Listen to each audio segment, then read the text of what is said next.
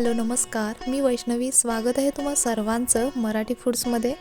मार्गशीर्ष गुरुवार चालू आहेत. कमी वेळामध्ये काहीतरी गोडधोड बनवायचं आहे, तर चला बघूयात अगदी सोप्या पद्धतीने शिरा कसा बनवायचा. इथे 1 वाटी बारीक रवा घेतला, पाऊण वाटी साखर घेतली आणि थोडीशी वेलची पावडर घेतली. आता तुपाचं प्रमाण कसं घ्यायचं पुढे सांगते. गॅसवर एक कढई गरम करायला ठेवली, त्यामध्ये 2 ते 3 चमचे साजूक तूप घेतलं. इथे बघा, तूप जास्त घट्ट घेतलेलं नाही, रवाळ असं तूप घेतलं.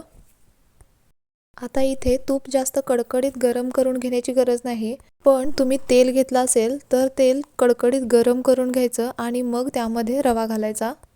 आधी थोडीशी रव्याची चिमूट तेलामध्ये टाकायची. रवा चांगला फुलून वरती आला की समजायचं तूप किंवा तेल चांगलं गरम झालेलं आहे. इथे बघा, तुपामध्ये रवा मिक्स करून घेतला, तरीही रवा अजून थोडा थोडा कोरडा दिसतोय, म्हणजे यामध्ये अजून 1 चमचा तूप घालावं लागेल. तुपामध्ये रवा व्यवस्थित भिजला गेला पाहिजे, रव्याला व्यवस्थित तूप कोट झालं पाहिजे इतपत आपल्याला तूप घालायचं आहे. आणि रव्यापासून बाजूला तूप जाईल एवढं पण जास्त तूप घालायचं नाही. या ट्रिकने जर तूप घेतलं तर आपण कितीही प्रमाणात शिरा बनवू शकतो. बघा, रव्याचा कलर बऱ्यापैकी चेंज झालेला आहे, पण इथे याला अजून सोनेरी होईपर्यंत भाजून घेऊया. आणि गॅसची फ्लेम लो टू मीडियमवरतीच रवा आपल्याला खरपूस भाजून घ्यायचा आहे. जेवढा रवा खरपूस भाजून घ्याल तेवढा तो जास्त फुलतो आणि त्याची चवही अप्रतिम लागते. इथे रवा बघा सोनेरी होईपर्यंत भाजून घेतला. आता रवा थोडा थंड होऊ दे, तोपर्यंत काजू तळून घेऊया.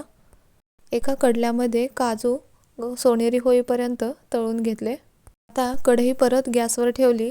पूर्णपणे थंड झालेली नाही, हलकीशी थंड करून घेतली. आता यामध्ये गरम पाणी घालायचं.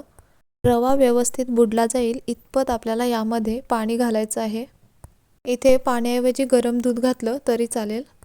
आता कढई थंड करून घेण्याचं कारण म्हणजे एकदम गरम कढईमध्ये पाणी किंवा दूध ओतल्याने किचन टाईल्स आणि संपूर्ण शेगडी खराब होते आणि रव्यामध्ये पाणी किंवा दूध व्यवस्थित शोषलं जात नाही, लगेच आटून जातं आणि शिरा कोरडा पडतो. इथे बघा, पाणी आटलं आहे पण रवा अजून चिकट दिसत आहे. कढई क्लीन होत आहे, म्हणजे यातील पाणी निघून जात आहे. आता रवा थोडा ओलसर आहे, तोपर्यंतच यामध्ये साखर घालायची. आता साखर रव्यामध्ये चांगली मिक्स करून घ्यायची. इथे बघा, साखर रव्यामध्ये चांगली मिक्स करून घेतली. आता याचा चिकटपणा पूर्णपणे निघून जाईपर्यंत याला हलवत राहायचं. ही प्रोसेस लवकर होण्यासाठी गॅसची फ्लेम हाय टू मीडियम ठेवायची. कढई आणि उलातनं पूर्णपणे क्लीन झालं पाहिजे, तोपर्यंत आपल्याला हलवत राहायचं आहे. हे बघा, इथे कढई आणि उलातनं पूर्णपणे क्लीन झालेलं आहे. इथे बघू शकताय काय मस्त शिऱ्याचे काप निघत आहेत. तुपाचं प्रमाणही अगदी योग्य घेतलेलं आहे. आता यामध्ये घालूया वेलची पावडर. आता घालायचे तळून घेतलेले काजू. आता याला चांगलं मिक्स करून घ्यायचं. जर शिरा प्रसादासाठी बनवणार नसाल तर यामध्ये 1 चिमूट मीठ घालायला अजिबात विसरू नका. काय मस्त शिरा बनवून तयार झाला आहे बघा. आणि कलरही काय भारी दिसतोय. आता गॅस बंद करायचा आणि 2 मिनिटे झाकण ठेवून मुरू द्यायचा. शिरा किंवा उपीटमध्ये पाणी घातल्यानंतर लगेच झाकण ठेवायचं नाही. त्याला व्यवस्थित हलवून घेऊन त्यातील मॉइश्चर पूर्णपणे काढून गॅस बंद करून मगच त्यावरती झाकण ठेवायचं. एकाच व्हिडिओमध्ये सांगता येतील तेवढ्या टिप्स सांगण्याचा पूर्ण प्रयत्न केला आहे.